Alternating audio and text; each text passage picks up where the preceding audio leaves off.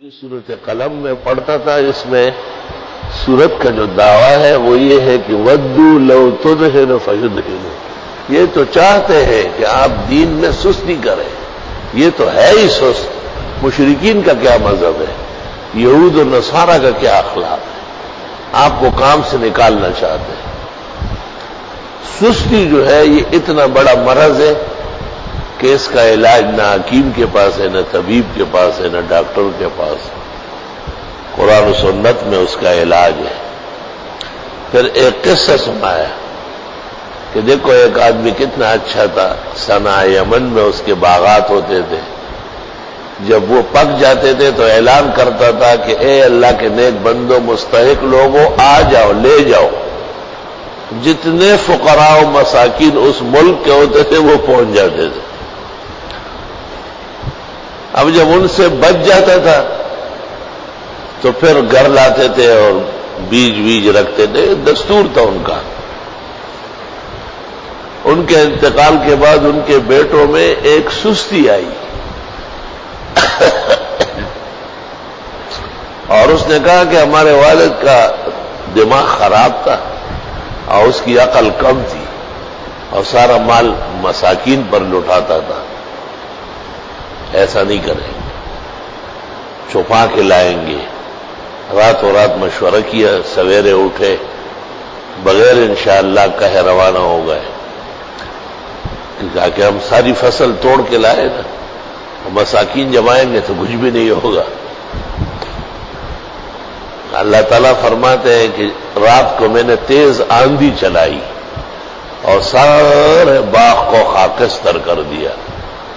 صبح جا کے ان لوگوں نے دیکھا کہ وہاں جگہ جگہ مٹی اور ریت راکھ کے ڈھیر لگے ہوئے، تو پہلے تو سمجھا کہ ہم راستہ بھٹک گئے، پھر ادھر ادھر کنارے کو، جغرافیہ کو دیکھ کے سمجھ گئے کہ باغ وہی ہے لیکن رات کو آفت آئی ہے اور سب کچھ جلس گیا۔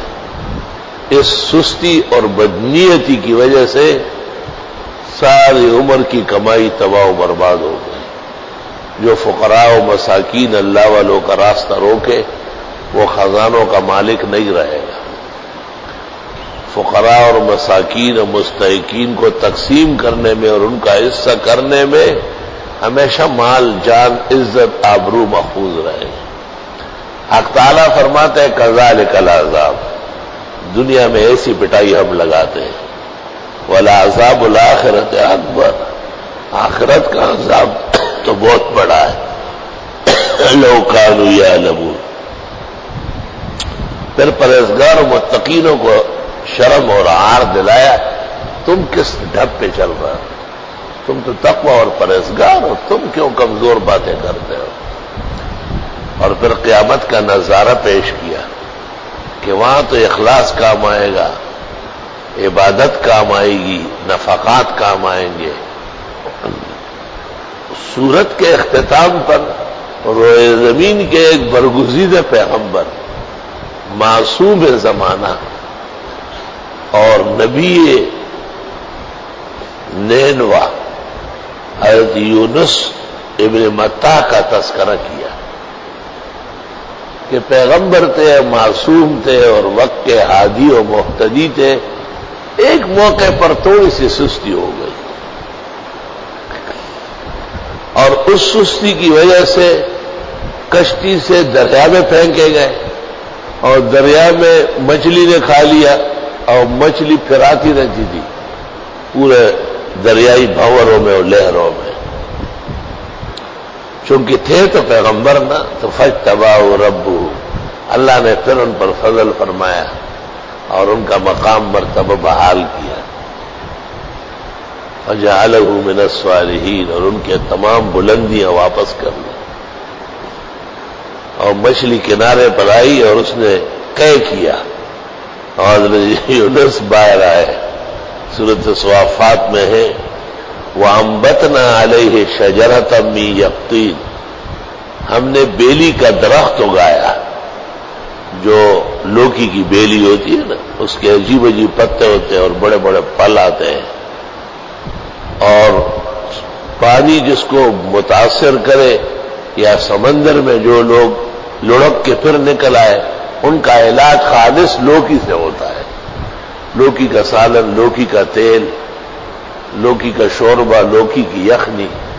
کان النبی صلی اللہ علیہ وسلم یحب الدبا، پیغمبر اسلام کو بھی اس لیے بہت پسند تھی۔ اور پھر حضرت یونس بحال کر دیے گئے۔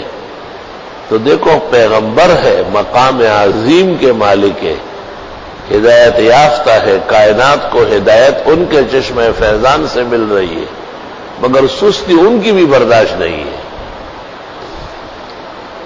تو میری طبیعت رات کو خراب رہی ہے اور بہت ہی طبیعت ناساز تھی، اور نمبر آج اس صورت کا تھا۔ یقین کر لو کہ مجھے بہت شرم آئی کہ سورۃ قلم میں بنیاد سورت کی ہے وَدُّوا لَوْ تُدْهِنُ فَيُدْهِنُونَ، ان کی تو یہی آرزو ہے کہ آپ سستی کرنے لگے۔ لا الہ الا اللہ۔ الحمدللہ اس ہمت اور سورت کے مضمون سے یہاں آنا نصیب ہوا، اور الحمدللہ سورت پڑھی گئی۔